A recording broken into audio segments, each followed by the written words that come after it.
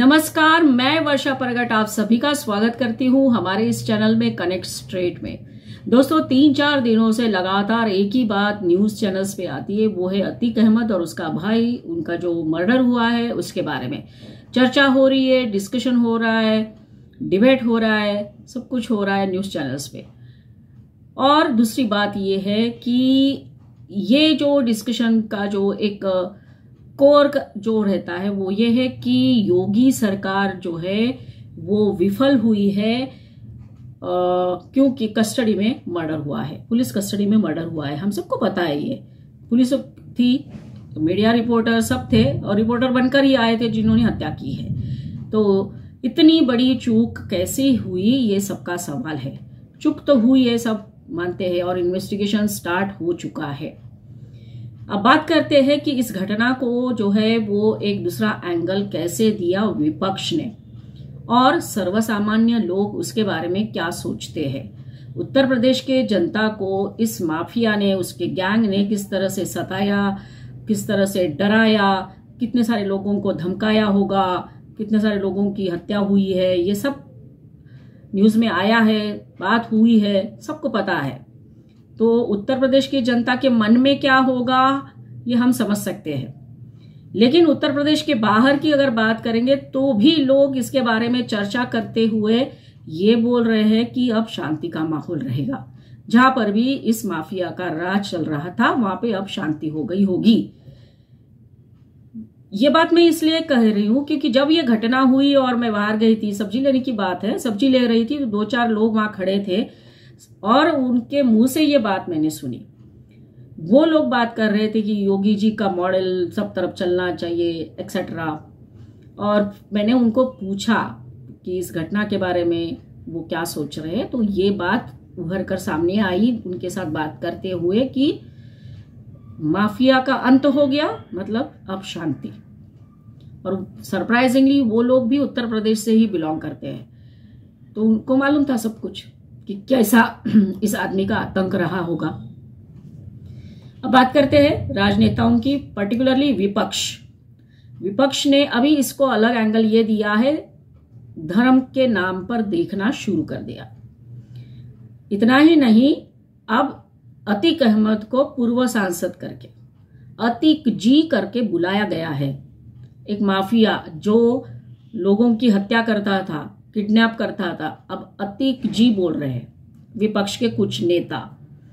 क्या कभी ये जो लोग हैं, ये जो राजनेता है इस प्रकार के, कभी ये सर्वसामान्य लोगों की भावनाओं का आदर करना सीखेंगे या नहीं सीखेंगे कि सिर्फ इतना ही करते जाएंगे कि अपनी राजनीतिक रोटियां सेकनी है, अपनी दुकान चलानी है। इसके ऊपर उठो और कबूल करो कि ये माफिया था, क्रिमिनल था।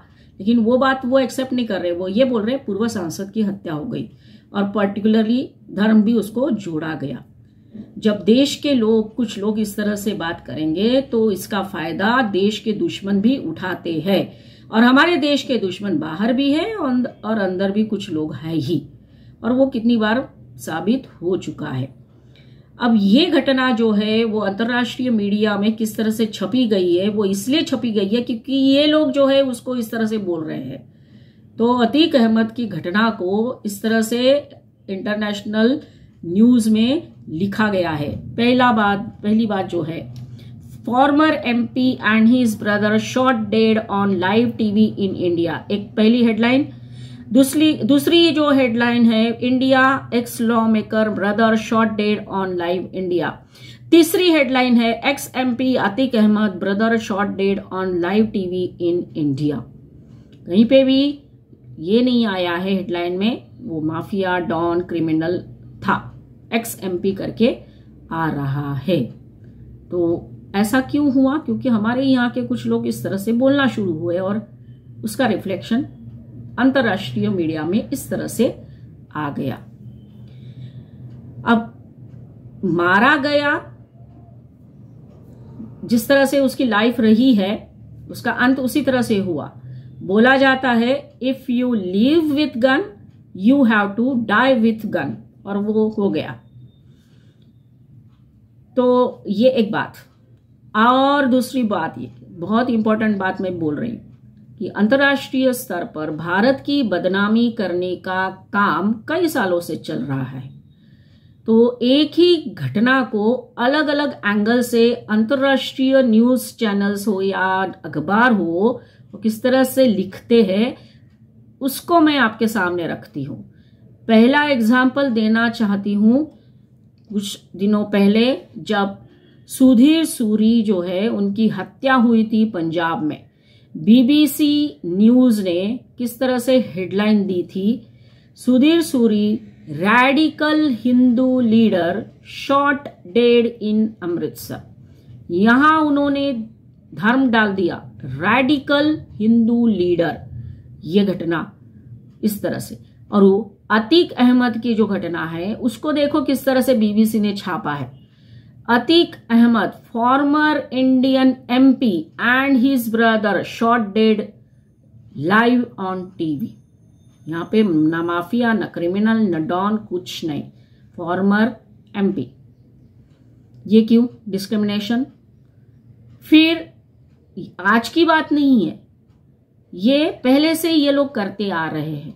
इनका ये एजेंडा ही है भारत की बदनामी करना और पर्टिकुलरली कम्युनिटीज के बीच में कुछ ना कुछ प्रॉब्लम है ये बताना। और घटना जो है जिसकी मैं बात कर रही हूं कि पहले से ही यह होता आ रहा है। गांधी जी की जब हत्या हुई थी तो कुछ जो अंतर्राष्ट्रीय न्यूज़पेपर्स थे उसमें किस तरह से उन्होंने न्यूज लाइन या हेडलाइन डाली थी। इसका एग्जाम्पल है न्यूयॉर्क टाइम्स, जिसको हम बोलते हैं बहुत बड़ा न्यूज़पेपर है। क्या लिखा था न्यूयॉर्क टाइम्स में? Gandhi is killed by a Hindu, India shaken, world mourns. Gandhi is killed by a Hindu, इस तरह की हेडलाइन है। फिर दूसरा एक न्यूज़पेपर है, उसमें लिखा है Mohandas Gandhi assassinated bye fanatic. Fanatic ये वर्ड डाला है। ऐसा क्यों ये भेदभाव करते हैं इस तरह से? घटना जो घटी है उसको सीधा लिखो। इस तरह से जो बात लिखनी नहीं चाहिए वो लिखते हैं जानबूझकर। इसके पीछे का कारण आप सोचो। ये षड्यंत्र पहले से चलता आ रहा है।